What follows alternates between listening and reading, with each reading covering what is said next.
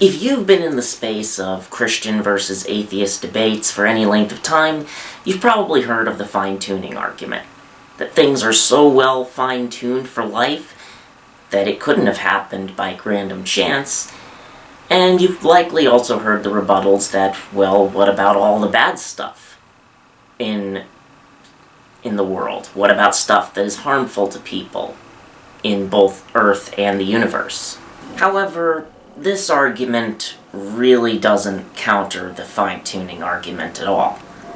Just because something is not designed for absolute optimal pleasure does not mean that it wasn't designed. The Christian God, the Christian understanding of God, is not one that he said that he creates this optimal paradise through, certainly not after the fall. So it's not what we would expect to find. If I go up and see a building that is scratched up and has some broken windows and some other things, and maybe even some floors that have dirt all over them, does that mean the building wasn't designed? No. It means that it was designed and then got messed up later. So this argument really doesn't work. In fact, the only way that this could ever be a problem, at least for Christian theology in particular, is if somehow the Bible said that the earth is perfect and nothing is wrong with it, which it doesn't say, ever.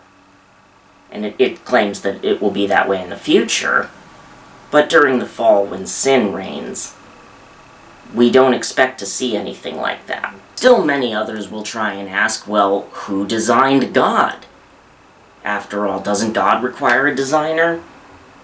Well, not really, because again, and I've already responded to that objection with regards to the cosmological argument and many other things like that. So basically just watch that, it's the same answer. Still others will try and argue that this is a God of the gaps argument.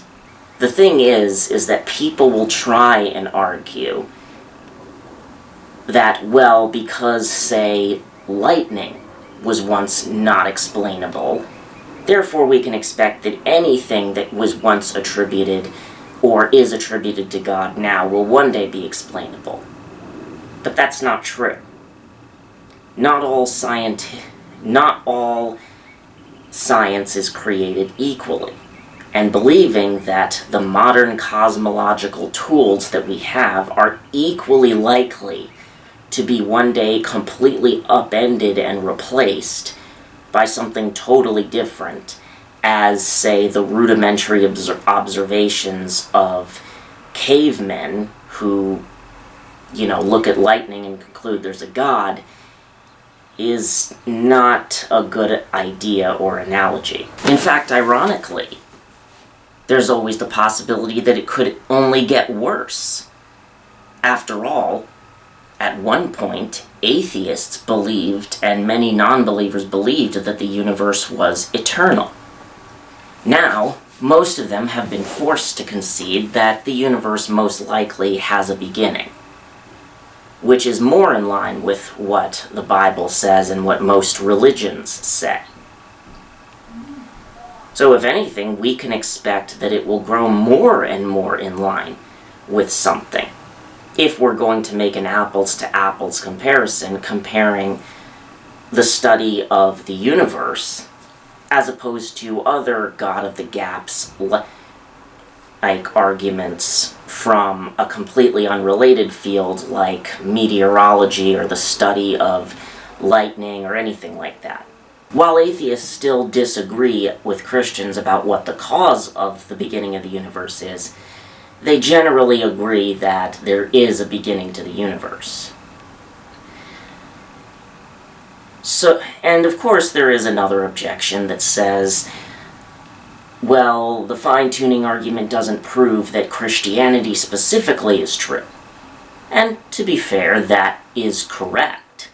However, you can think of this argument as a process of elimination, but it does put a damper in atheism. So, the Christian God is still in the game, but atheism is not.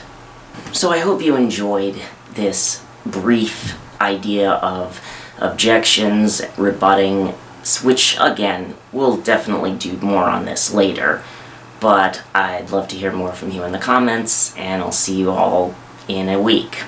God bless.